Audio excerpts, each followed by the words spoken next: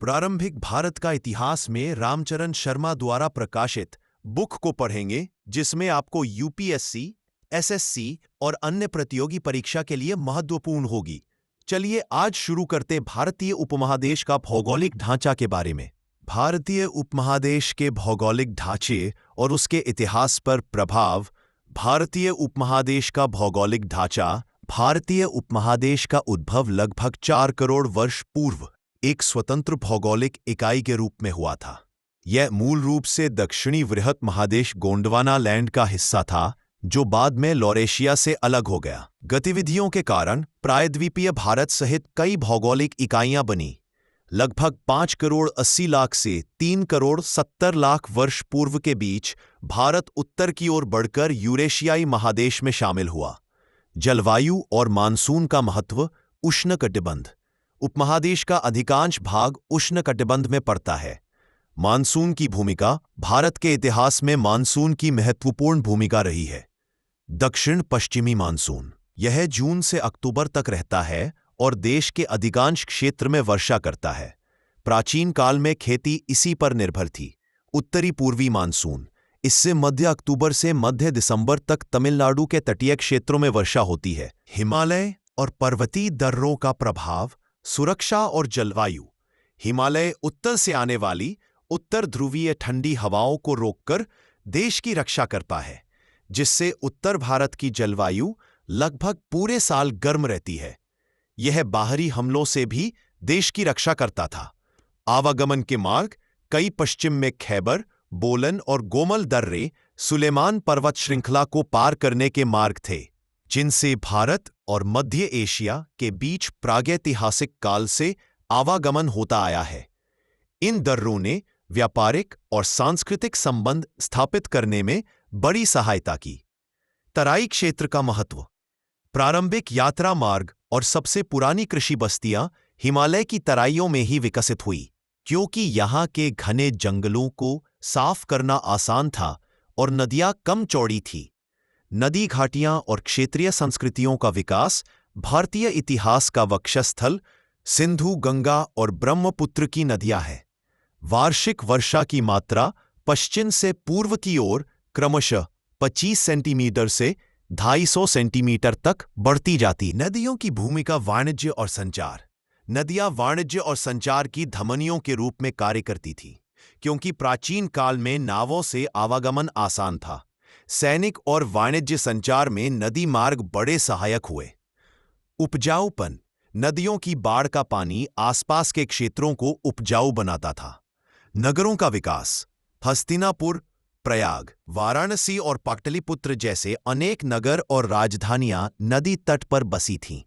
औद्योगिक युग से पहले अधिकतर नगर नदी के तट पर स्थापित होते थे। राजनीतिक सीमाएं। नदियों ने राजनीतिक और सांस्कृतिक सीमाओं का भी काम किया, जैसे उड़ीसा, कलिंग की उत्तरी सीमा मपा नदी और दक्षिणी सीमा गोदावरी थी। तुंगभद्रा नदी चालुक्यों, राष्ट्रकूटों और पल्लवों, चोलों के बीच लंबे समय तक प्राकृतिक सीमा बनी रही। प्रायद्वीपीय भारत और अन्य क्षेत्र। तटवर्ती क्षेत्र। कोरोमंडल तट, पूर्वी भाग। पूर्वी घाट अधिक ऊंचे नहीं हैं और यहां अनेक बंदरगाह जैसे आरिकमेडु, महाबलीपुरम अवस्थित थे, जिससे आवागमन आसान था। मालाबार तट, पश्चिमी भाग। ऊंचे पश्चिमी घाट दर्रों के कारण तटीय प्रदेश और समीप के राज्यों के बीच आवागमन में कठिनाई पैदा करते थे। विंध्य पर्वत श्रृंखला। यह देश को पूरब से पश्चिम तक बीचों बीच विभक्त करती है और उत्तर भारत तथा दक्षिण भारत की विभाजक रेखा बनी हुई है। इसके दक्षिण में द्रविड़ भाषा और उत्तर में भारतीय आर्य भाषा बोलने वाले लोग रहते थे। मालवा और गुजरात। मालवा गुजरात के बंदरगाहों के लिए महत्वपूर्ण भीतरी प्रदेश था, इसलिए मालवा और गुजरात पर अधिकार स्थापित करने के लिए दक्कन और उत्तरी शक्तियों के बीच अनेक युद्ध हुए। गुजरात अपने दंतुर तटीय क्षेत्र के कारण समुद्री व्यापार के लिए प्रसिद्ध था। राजस्थान। अरावली के पश्चिम का भाग थार मरुभूमि में पड़ता है। अरावली में कुछ उर्वर मरुद्यान और खेतड़ी की तांबे की खानें होने से आरंभकाल से ही बस्तियां बनती रही है।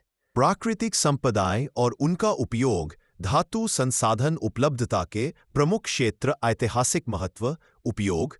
लकड़ी, घने जंगल, भारी वर्षा वाले मैदान, प्राचीन काल में मकान और लकड़कोट बनाने में इस्तेमाल होती थी, जैसे पाटलिपुत्र में पत्थर। देश भर में उपलब्ध सबसे पुरानी बस्तियां पहाड़ी इलाकों में बनी मकान और औजार बनाने में।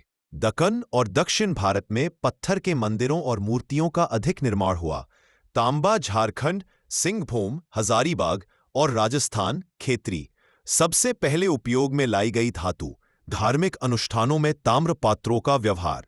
खेतरी क्षेत्र में लगभग 1000 ईपू से पहले के तांबे के सेल्ट कुल्हाड़े मिले हैं। टिन प्राचीन काल में दुर्लभ। राजस्थान और बिहार में साक्ष्य। आयात मुख्यतः अफगानिस्तान से। कांसे, तांबा प्लस टिन के लिए आवश्यक। हड़प्पा संस्कृति में सीमित मात्रा में प्रयोग। ईसवी सन के आरंभिक शतकों से बर्मा और मलय प्रायद्वीपों से आयात होने लगा। लौह अयस्क, झारखंड, पूर्वी मध्य प्रदेश और कर्नाटक। जंगल साफ करने और गहरी खेती के लिए उपयोगी। मगध साम्राज्य। 6ठी-4ठी सदी ईसा पूर्व के उत्थान का एक प्रमुख कारण इसके ठीक दक्षिण में लोहे की उपलब्धता थी। सोना कर्नाटक कोलार खाने, नदी धाराओं के जमावों से भी प्राप्त। स्वर्ण मुद्रा का नियमित प्रचलन ईसा की आरंभिक 5 सदियों में हुआ, मुख्यतः सीरिया और रोमन साम्राज्य से आयातित सोने से। सीसा, आंध्र प्रदेश और राजस्थान जोमवार। सातवाहन शासकों ने बड़ी संख्या में सीसे के सिक्के जारी किए। चांदी विरल। प्राचीन काल में मुंगेर जिले की खड़गपुर पहाड़ियों में खानें थीं। सबसे पहले के सिक्के, आहत सिक्के, मुख्यतः चांदी के थे।